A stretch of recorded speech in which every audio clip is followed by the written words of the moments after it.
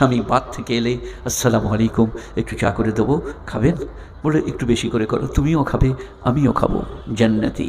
আমাদের মেয়েরা তা পারে না, করে না, করতে হবে। স্বামীর জামা কাচা, রুমাল কাচা, গেঞ্জি কাচা, বিছানা গুছিয়ে রাখা, স্বামী এলে যেন সন্তুষ্ট হয়, ইসলাম শিখিয়েছে। আমরা পারি না। আমাদের মেয়েদের কাছ থেকে কোথায় গেল সেই ভূগোলের মাস্টার?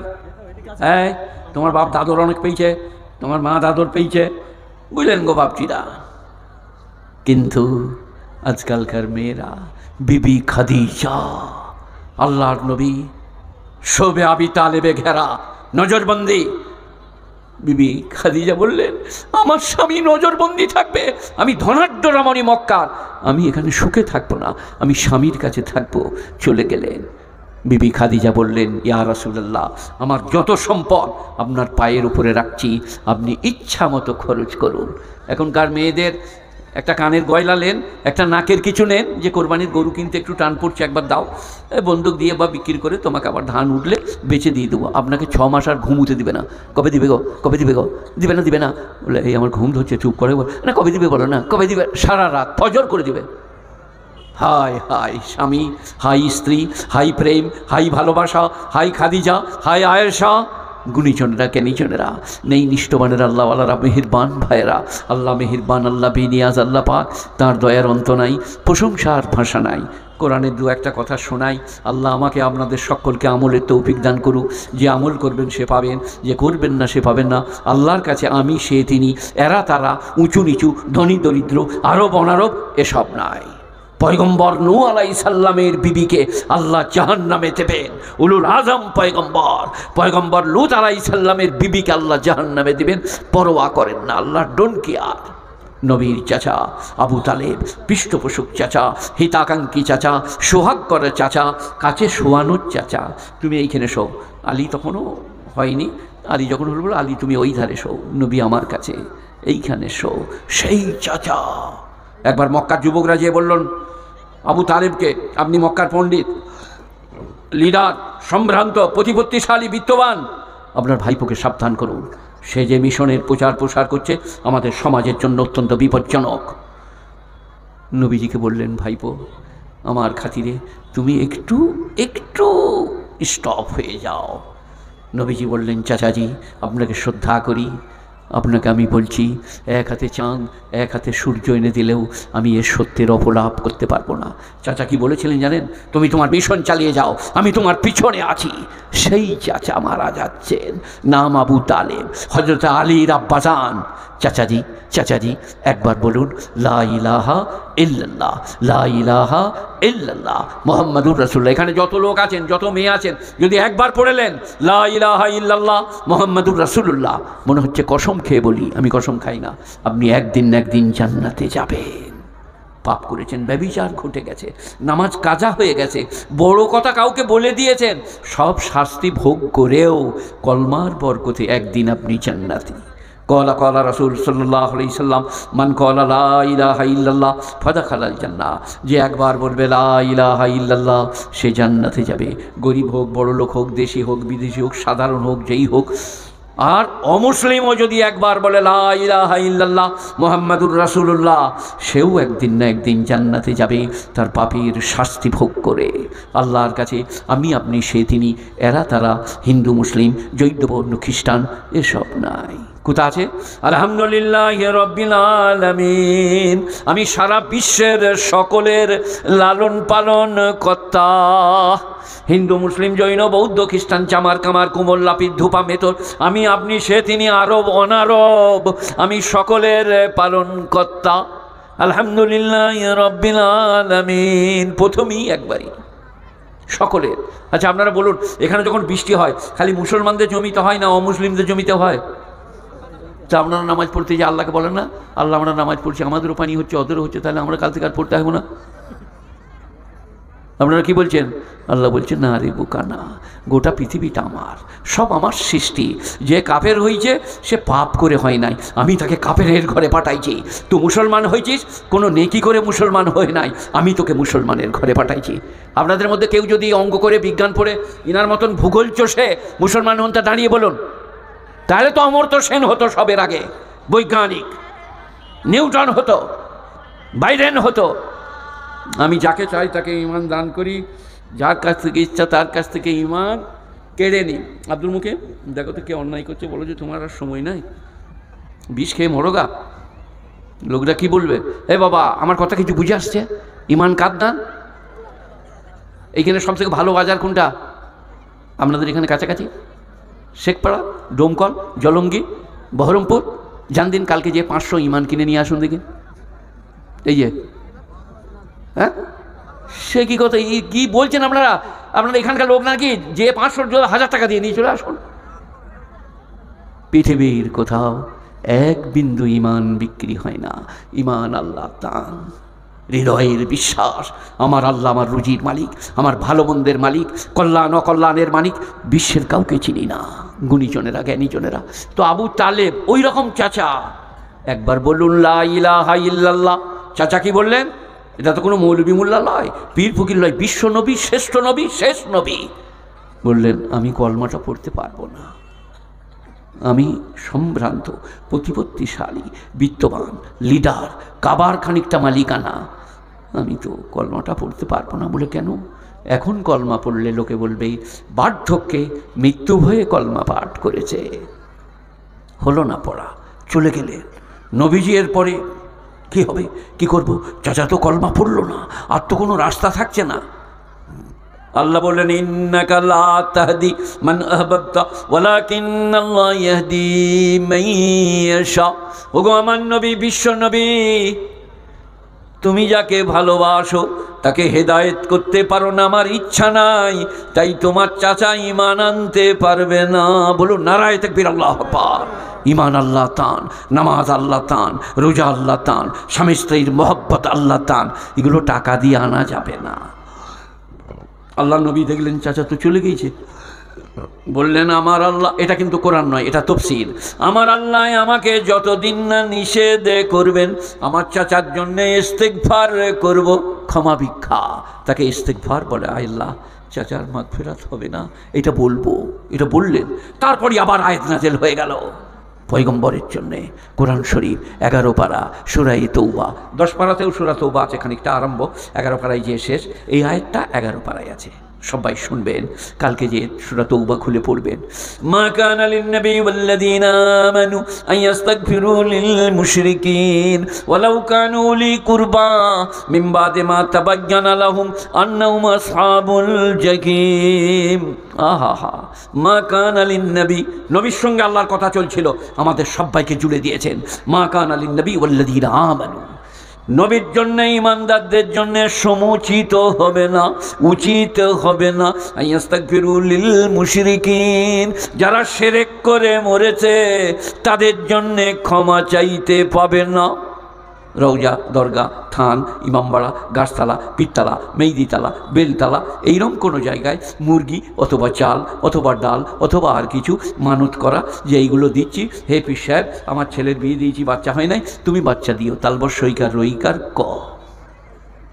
আর গোটা পৃথিবীর মৌলবি জড়ো করে দোয়া করালেও কোনো রাস্তা নাই। বরং মৌলবিরা যদি ওর লেগে দোয়া করতে যায়, রব্বানা আতিনা ফিদ দুনিয়া, ফেরেশতারা কবরে যে বলবে মৌল সাহেব স্ট্যান্ড আপ। বলে আমি কিছু করিনি ভাই, আমি সাধারণ মৌল সাহেব, নামাজ রোজা হজ যাকাত জলসায় সভাপতি হতাম, আর তো কিছু জানি না। বলে এই কার বাপের লেগে দোয়া করে হিলি বল। বলে হ্যাঁ গো, আমাদের কাছে হারাধনের বাপ না, বিষ খেয়ে মরে গেল গলায় দড়ি দিয়ে সেরেক করে, তার লেগে আমি দোয়া করতে গেলাম। বলে এই তো মারটা এবারে শুরু হবে তোর, তার লেগে কেন বলতে গেলি? সেখানে মৌলবীদের বহুত ফ্যার, দোয়া করতে বললেই করে দেওয়া হবে না, যার তার লেগে।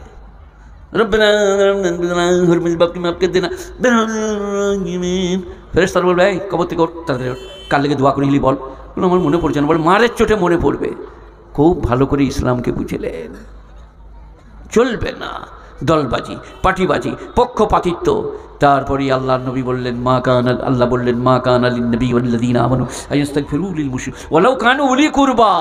আবার আল্লাহ ডিসকাশন করে দিলেন, যদিও সে তোমার ঘনিষ্ঠ আত্মীয় হয়, তার জন্য দোয়া পর্যন্ত করতে পাবে না। হয়তো ইব্রাহিম নবী আল্লাহর কাছে ওয়াদা নিয়েছিলেন, আল্লাহ আমার বাপ আজর, তার জন্য আমাকে অপমানিত করো না কিয়ামতের দিনে। তো বুখারী শরীফের রিওয়ায়েত আছে, আজরের জন্য ইব্রাহিম সুপারিশ করবে। অনুমতি দিয়ে রেখেছে, সুপারিশ কবুল করা হবে না। হাদিস শরীফ আছে, ইব্রাহিমের দুটো পায়ের মাঝখানে বীর্যর আকারে রক্তের লুটোপুটি যাবে আজর, বাপের বেটার দোয়া বাপের জন্যে কবুল করা হবে না। অথচ ইব্রাহিম হচ্ছে তৌহিদের দুলাল, তৌহিদের লাল। আল্লাহ মেহেরবান, কোনটা বলবো কোনটা বলবো না বুঝলেন। আলহামদুলিল্লাহ রব্বিল আলামিন, আর রহমানির রহিম। আমি রহমান, আমি রহিম। আমি ভালোবেসে খাওয়াই, রাগ করে খাওয়াই না, আমি আদর করে খাওয়াই। একদিন হয়তো ইব্রাহিম নবী বিনা মেহমানে খানা খেতেন না, তফসিরের কেতাবে আছে বুঝলেন। বাজার শৌকে উদ্নি, দারে কুদনি, আরও সব অনেক তফসিরের কেতাব। এই রাস্তা দিয়ে একটা লোক চলে যাচ্ছে, বুড়ো লোক, অমর রসিদা কমর খামিদা, বুড়ো মানুষ, কোমরটা ঝুঁকে গেছে, বয়সটা বেশি হয়েছে। ইব্রাহিম নবী যেয়ে বললেন, ও বাবা বুड्ढा, চলো हमारे घर में खाना खावे, तुम्हारी दावत है। चले लो, বসে পড়লো। बोले बिस्मिल्लाह कीजिए। बोले बिस्मिल्लाह तो हम नहीं कहूँगा। बोले क्या बात है? बोले मैं आग पूजता हूँ, आगुनेर नाम করে खाना खाबो। इब्राहिम बोले मेरे घर में आग की नाम की खाना, चलो चलो। উঠে চলে গেলেন। সঙ্গে সঙ্গে জিবরাইল আলাইহিস সালামকে আল্লাহ পাঠিয়েছে। আমার পয়গম্বরকে বলো, 90 বছরের বুড়োকে বিনা বিসমিল্লাহ আমি খাওয়াচ্ছি 90 বছর, একদিন তোমার দস্তরখানে খেতে পাবে না। সে যেই হোক, সে আমার বান্দা। শিরক করছে, তার বিবেকের দুর্বলতা, কিন্তু সে যে আমার সৃষ্টি, আমার বান্দা। যাও ডেকে নিয়ে এসো। ইব্রাহিম যে বললেন, ও বাবা বুड्ढा, সে মনে করছে রাগ পড়ে নাই, মারবে বোধহয়। क्या बात है, क्यों बेटा? बोले चलिए चलिए। बोले कहाँ? बोले खाने के लिए दस्तरखान पे। এসে বসলেন, বসে বললেন, क्या মাজেরা হ্যায়? মাজেরা মানে রহস্য কি? তেড়ে দিলে আবার ডেকে নিয়ে এলে। বললে আমি ডাকি নাই, তোমার রব আমার রব আল্লাহ জিবরাইল পাঠিয়েছিলেন। 90 বছর বিনা বিসমিল্লাহ খাওয়াচ্ছি, একদিন তোমার দস্তরখানে খেতে পাবে না। ও কি করছে আমি জানি না, কিন্তু বান্দা তো আমার বটে। তখন সে বলল, ইব্রাহিম খলিলুল্লাহ, আমাকে কলমাটা পড়িয়ে নেন, লা ইলাহা ইল্লাল্লাহ ইব্রাহিম ও খলিলুল্লাহ। তার নাম আল্লাহ, তার নাম সূরা ফাতিহা, তার নাম বিসমিল্লাহির রহমানির রহিম, বিসমিল্লাহির রহমানির রহিম। বাকাইদা একটা তসবিহ বিসমিল্লাহির রহমানির রহিম। গুণীজনেরা, জ্ঞানীজনেরা, নেই নিষ্ঠবানের আল্লাহওয়ালারা, মেহেরবান ভাইয়েরা, আল্লাহ আল্লাহ আল্লাহ। বড় লোক, গরিব, ধনী, আলেম, ওলামা, পয়গম্বর, ডোন্ট কেয়ার আল্লাহ। কিয়ামতের দিনে বিরাট বড় ময়দান। জান্নাত কীরকম হবে জানো?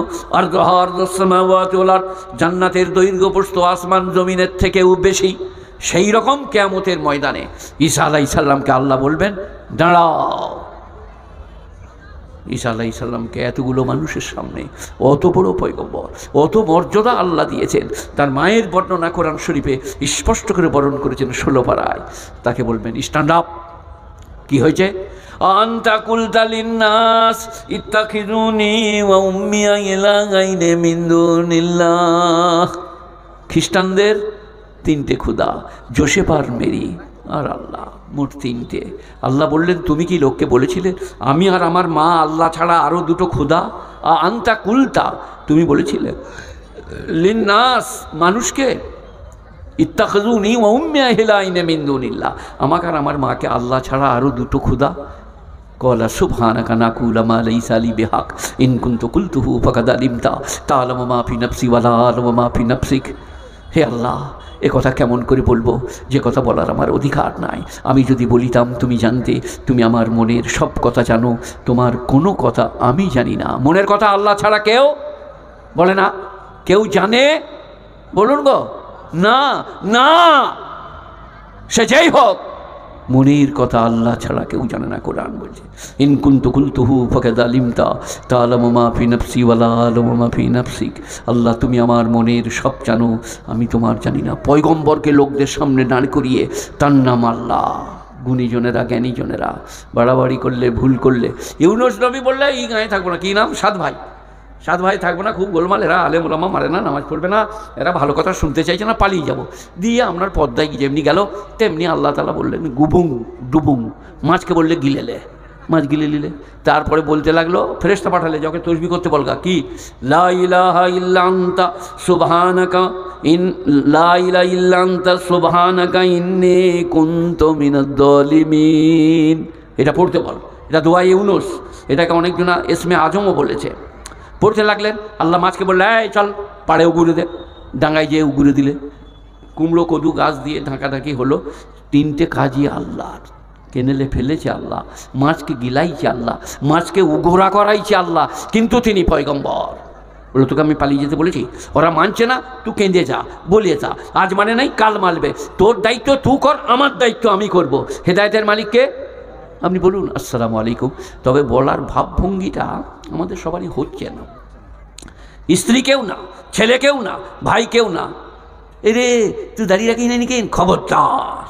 গোপনে ঘরের মেঝেই কিনারায়, ভাই বয়স অনেক হলো, দাড়ি কটা রাখো, আসতে, সে আর আপনি ছাড়া কেউ যেন না শোনে। স্ত্রীকে বলুন ঘরের মেঝেই গিয়ে, তোমার এটা বলা ঠিক হলো না, তোমার বুদ্ধি নাই, এটা কেন বলতে গেলে? ঘরের মেঝেই, রাস্তায় নয়, উঠোনে নয়, এগিনেই নয়, ঘরের মেঝেই। নিজের ছেলেকে, সে বড় হয়েছে, আল্লাহ দিয়েছে, তার সম্মান আছে, আত্মসম্মান বোধ আছে, রাস্তাঘাটে বলতে পারবে না, এই বাঁধো, তাস খাইছি কেন রে? ঘরের মেঝেই বলুন, বুঝিয়ে বলুন। স্ত্রীকে বলুন আমাদের ছেলেগুলো আল্লাহর ফজলে বিড়ি খায় না, খায় আপনি জানেন, কিন্তু বলছেন আমাদের ছেলেরা আল্লাহর ফজলে বিড়ি খায় না। আল্লাহর শকর, ছেলেটা মনে মনে করবে বাপ জানে না আমি বিড়ি খাই, আজ থেকে আর খাবো না। তবলিগের তরিকা, কুরআন শরীফ, ইয়া বুনাইয়ার কাবা মানা, যখন তুমি কাউকে নসিহত করবে অত্যন্ত প্রেমের সাথে, ইয়া বুনাইয়া আই মেরে প্যারে বেটে, प्यारे बेटे इरकम माना हमारे साथ कश्ती में चढ़ जा। কিন্তু এখনকার ছেলেরা গরু চোরের মতন চুল কাটছে। আগে গরু চুরি করলে, সাইকেল চুরি করলে এই দিকটা কাটা থাকতো, এখানে চুল থাকতো। তো এখন গরু চুরি করেছে কিনা আমি জানি না, তবে গরু চুরের মতন চুল কাটছে। কোথাকার চুল কি জানি, কি সুন্দর নবীজির আমল, সমান করে চুল রাখো, তা নাহলে লিম্মা জুম্মা হাম্মা 3 তরিকার 1 তরিকায় চুল বড় রাখো। তবে চলে যা বাউলদের মতন পিঠ দিয়ে, ইসলামের খেলাফ। দাড়ি রাখো খুব সুন্দর করে, দাড়ি মোচ কেটে দাও, কিন্তু ইসলাম মোতাবেক। অনু ইসলামিক জিনিস এখানে যেন এসে নাই। ইসলামদের অনু ইসলামিকের অনেক পণ্ডিত আছে, মোচকে সরিয়ে পানি পান করে, খাবার খায়, মানে মোচে সব ঢেকে আছে। ইসলাম বলছে না, মোচ কেটে দাও, দাড়ি বাড়াও। গুণীজনেরা, জ্ঞানীজনেরা, বিশ্বনবীর আদর্শ। তাই আমি আপনাদেরকে যেটা বলতে চাইছি, সেখানে আবার ঘুরে যাই। হেদায়েতের মালিক সবাই বলুন আল্লাহ আল্লাহ। আমি বললে কি হবে? তিনি চাইলে আপনি কালকেই মসজিদ চলে যাবেন, কানবেন। আমাদের গ্রামে একজন লোক ছিল, বুঝলেন, আমাদের থেকে বয়সে বড়, মারা গেছেন। তো